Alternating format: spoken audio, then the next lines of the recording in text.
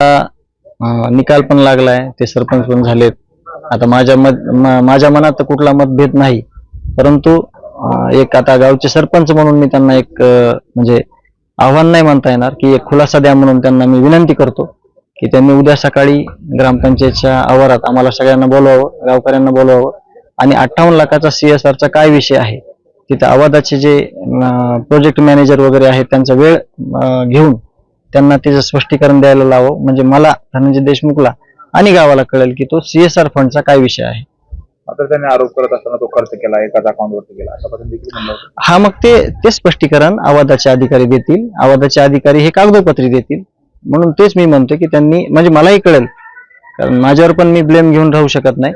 त्यांनी हा स्पष्टीकरण त्याचं पुराव्यानिशी उद्या द्यावं अशी मी त्यांना विनंती करतो. 58 लाख रुपये जे प्रचार आहे ते फंड झाले होते का, ऑनलाईन बँक ट्रान्झॅक्शन झालेलं आहे का, नुसतं नेमकं तुम्ही तर न्यायालयाला त्याच्यातलं एक जरी रुपयाचं CSR फंडिंगचं कुठलं ट्रान्झॅक्शन असेल ग्रामपंचायतच्या खात्यावर किंवा माझ्या वैयक्तिक खात्यावर किंवा अजून एखाद्याच्या खात्यावर, तर त्या CSR फंडाचं जेवढी रक्कम आहे तेवढी रक्कम मी माझी जी काही स्थायी प्रॉपर्टी आहे ती विकून ही गावाला समर्पित करीन, असा माझा शब्द आहे. न्यायालयीन लढाईमध्ये होते आणि त्या कालावधीमध्ये कुणी दुसऱ्यांनी तशा पद्धतीने काही प्रकार केला? हा, तेच म्हणूनच मी त्यांना आवाहन केलंय की तो 58 लाखाचा CSR फंड काही डुप्लिकेट सह्या करून किंवा काही डुप्लिकेट फंडा करून या गावाच्या नावाखाली कुणी काही केलंय का एखाद्या राजकीय व्यक्तीनं किंवा त्यांनी, हेच आपल्या सगळ्यांना कळण्यासाठी मी त्यांना तसं करण्याची विनंती करतोय. मात्र त्याचवर तर खूप मोठ्या सगळ्या गोष्टीचा परिणाम झालाय, परंतु माझं सगळ्यात जे नुकसान झालेलं आहे, माझा भाऊ झाला, त्याच्यामुळे मला ह्या गोष्टीवर स्पष्टीकरण देणं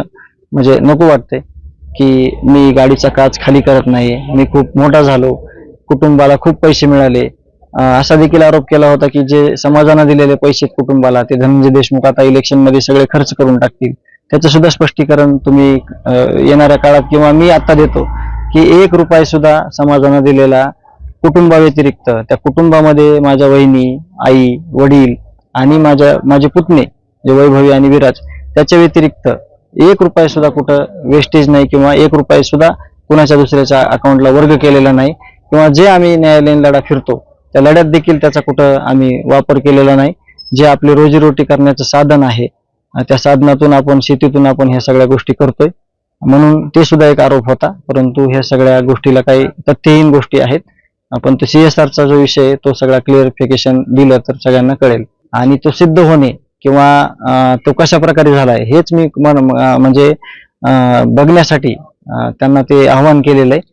आवादाचे पण एक आहे की आवादाचे अधिकारी तिथं असले पाहिजेत. मी किंवा गाव जरी आलं तरी आम्ही फक्त कोरडं बोलू, आवादाचे अधिकारी सगळं रीतसर या गोष्टी गावकऱ्यांना समजून सांगतील किंवा तुमच्या मीडियाच्या माध्यमातून तुम्ही आवादाच्या अधिकाऱ्यांना सुद्धा जर भेटलात, तुम्हाला मी संपर्क क्रमांक देईल, त्यांचे माझ्याकडे आहेत, तर त्यांना सुद्धा तुम्ही विचारू शकता गावाला विचारण्यापेक्षा, आणि ते सुद्धा तुम्ही सुद्धा ते क्लिअर करू शकता.